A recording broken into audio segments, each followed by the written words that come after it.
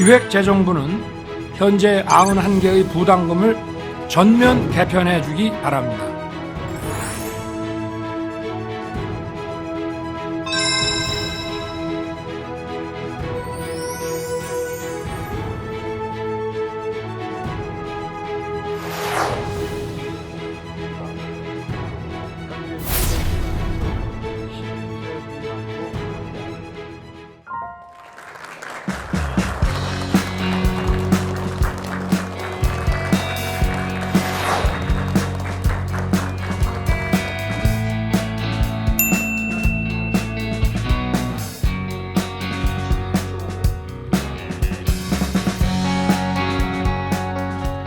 여러분 반갑습니다. 우리 정부 출범 이후 2022년 7월 8일 첫 번째 비상경제민생회의를 열었습니다. 오늘로 벌써 23회째가 됐습니다. 비상경제민생회의는 각 부처 장관, 민간 전문가들과 함께 민생 현안을 논의해서 시급한 대책을 제시하는 자리입니다. 이와 별도로 올해 초부터는 국민과 함께하는 민생 토론회를 열고 있는데 민생 아젠다를 중심으로 부처 간 벽을 허물고 국민의 목소리를 현장에서 직접 들어 즉각 해결책을 만들고 이행해 왔습니다. 이처럼 정부는 국민들께서 민생 변화를 체감하실 수 있도록 모든 노력을 다하고 있습니다. 오늘 비상경제민생회의에서는 부담금 정비와 규제 유예를 통해 국민의 어깨를 가볍게 하는 방안과 민생 활력을 높이는 금융 지원 방안을 중점적으로 논의할 것입니다. 최근 우리 경제는 전반적으로 회복의 흐름을 보이고 있습니다. 세계 교역과 반도체 경기 회복으로 올해 들어 수출이 전년 동일자 대비 일평균 11% 이상 증가하고 고용률은 25개월 연속 역대 최고치를 기록하고 있습니다.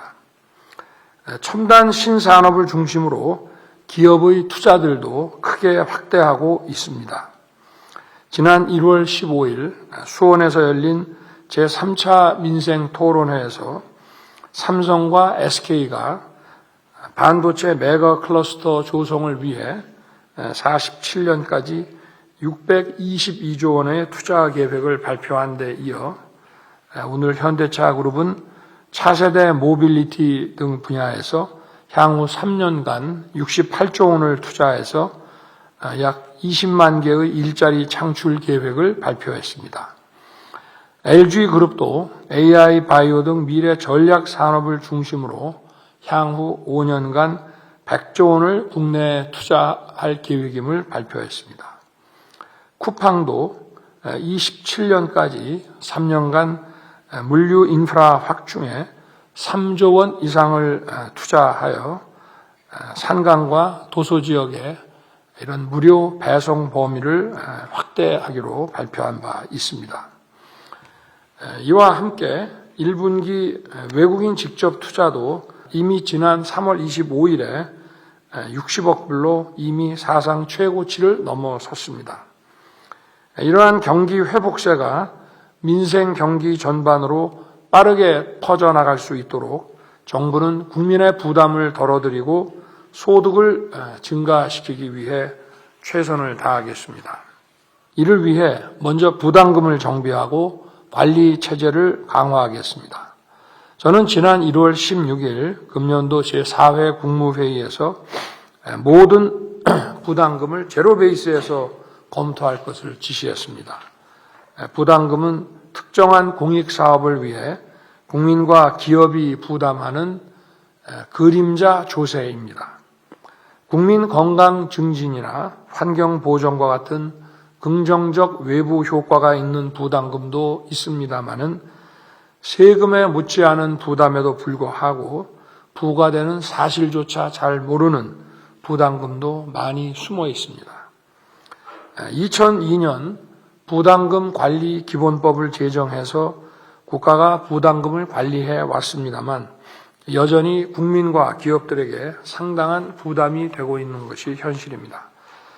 실제 부담금 개수는 2002년 102개에서 20년이 지난 올해 91개로 다소 줄었습니다마는 부담금 징수 규모는 2002년 7조 4천억 원에서 20년이 지난 올해 24조 6천억으로 3배 이상 늘었습니다. 역대 어느 정부도 추진하지 못했던 과감하고 획기적인 수준으로 국민과 기업에게 부담을 주는 부담금을 정비할 것입니다. 먼저 지난 20년 동안 부담금을 11개 줄이는데 그쳤는데 이번에는 한 번에 18개의 부담금을 폐지할 것입니다. 대표적으로 예를 들면 최근 학교 신설 수요가 감소되는 추세에 맞춰 학교 용지 부담금을 폐지할 것입니다. 그리고 영화 티켓에 부과되는 영화관 입장권 부담금도 없애겠습니다.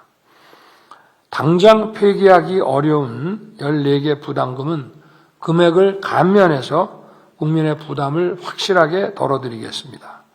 전기 요금의 3.7%가 부과되는 전력산업 기반기금 부담금은 단계적으로 요율을 1%포인트 인하하겠습니다.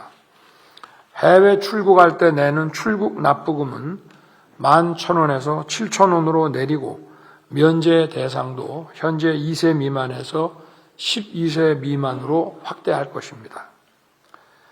정부는 부담금의 폐지와 감면이 국민의 세금 부담으로 전가되지 않도록 그동안 부담금으로 추진한 사업들의 지출 구조를 효율화하는 한편 영화산업, 청년 농업인 육성과 같이 꼭 필요한 사업들은 일반 회계를 활용해서라도 차질 없이 지원할 것입니다. 또한 영화관 입장권 부담금 경감이 하루빨리 영화 요금 인하로 이어지고 학교용지 부담금 폐지가 분양가 인하로 바로 이어질 수 있도록 관련 법령도 신속하게 개정하겠습니다. 아울러 총 263건에 달하는 규제들을 한시적으로 적용을 유예할 것입니다.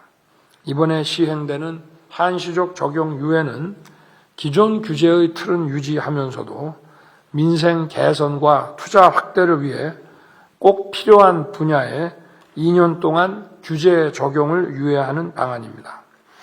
그동안 경제단체와 지자체에서 꾸준히 개선을 건의해온 규제들, 그리고 각 부처가 현장 소통을 통해 발굴한 것들입니다.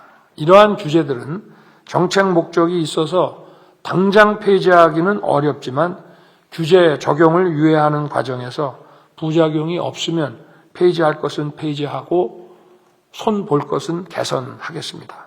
우선 기업의 투자와 성장을 가로막는 입지와 시설 규제를 속히 걷어내겠습니다. 용적률은 완화됐습니다마는 산업단지의 고도 제한으로 여전히 증축이 늦춰지고 있는 반도체 기업의 애로를 즉각 해소할 것입니다. 또한 중소기업과 소상공인이 부담은 덜고 혜택은 더 많이 누리도록 관련 규제를 신속히 완화하겠습니다. 온누리 상품권을 전통시장뿐 아니라 더 많은 골목형 상점가에서도 취급할 수 있도록 사용처를 확대하겠습니다. 또 외국인 근로자가 불법 이탈한 경우 사업주가 철저히 관리한 것이 입증되면 향후 배정 인원이 삭감되지 않도록 불합리한 외국인 고용 규제를 개선하겠습니다. 아울러 일상의 불편과 부담을 줄여드리는 규제 정비도 속도감 있게 추진하겠습니다. 차량 성능은 눈에 띄게 좋아졌는데 승용차의 신차 검사 주기는 26년째 그대로입니다. 최초 검사 주기를 신차 등록 후 4년에서 5년으로 개선하고 서울과 같이 검사소가 매우 부족한 도심에 신규 검사소를 확충해서 국민 불편을 덜어드리겠습니다. 또 예를 들면 청년과 신혼부부의 행복주택 거주 기간을 최대 6년에서 10년으로 연장해서 젊은 층의 주거 불안을 덜어드리겠습니다. 뿐만 아니라 활동 지원사를 구하지 못해 최중증 장애인을 가족이 직접 돌보는 경우 이 활동 지원금을 동거 가족에게 지급하겠습니다. 이러한 부담 경감 방안들과 함께 민생 활력을 높일 적극적인 금융 지원 방안을 펼칠 것입니다. 고물가와 고금리로 어려움을 겪는 소상공인과 중소기업에 돈이 돌게 만들겠습니다. 먼저 중소기업들의 경영 어려움을 해소하기 위해 총 42조 원의 자금을 공급해 나갈 것입니다. 정책금융기관과 민간은행이 함께 기업들의 수요를 정확히 파악해서 적기에 맞춤형 지원을 해주기 바랍니다. 현재 소상공인의 고금리 부담 완화를 위해 금융권과 정부가 총 2조 3천억 원 규모의 금리 경감 방안을 시행하고 있습니다. 은행권이 1차로 2월에 1조 3,455억 원의 이자를 소상공인에게 이미 환급하였고 또 중소금융권은 지난 3월 18일부터 신청을 받아 오는 29일부터 3천억 원을 환급할 계획입니다. 소상공인 시장진흥공단의 5천억 원 대환 대출도 지난주부터 시작됐습니다. 이에 더해 은행권은 약 6천억 원의 취약계층 지원 프로그램을 준비하고 있습니다. 이 중 약 2,400억 원은 서민금융과 저금리 대환대출 재원으로 활용하고 약 1,900억 원은 전기, 통신비 지원, 이자 캐시백과 같이 소상공인과 소기업을 지원하는 데 사용될 예정입니다. 나머지 1,700억 원은 청년과 금융 취약계층 지원에 활용될 것입니다. 은행들은 지원이 신속하고 원활하게 이루어지도록 세심하게 관리해 주기 바랍니다.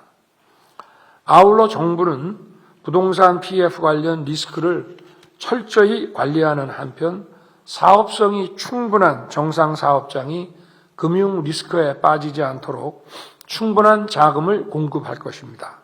이를 위해 주택금융공사와 주택도시보증공사의 보증을 현행 25조 원에서 30조 원으로 5조 원 더 확대할 것입니다.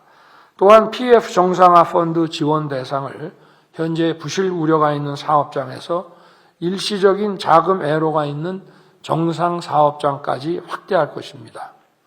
한국은행도 4월부터 지방 중소기업 위주로 금융중개 지원 대출 9조 원을 지원할 것으로 알고 있는데 필요시 최종 대부자로서 금융시장 안정을 위해 적극적인 역할을 해주기를 당부합니다. 오늘 여러 대책들을 내놓았지만 가장 중요한 것은 현장에서 신속하게 효과를 내도록 만드는 것입니다. 또 정부가 미처 살피지 못한 영역에서 더 풀어야 할 과제들도 있을 것입니다. 오늘 참석한 전문가 여러분들께서 현장의 목소리를 생생하게 전해주시고 각 부처 장관들은 의견을 경청하여 신속한 실천 방안을 수립해 주기 바랍니다. 생산적인 토론을 위해 많은 의견 개진을 부탁드립니다. 감사합니다.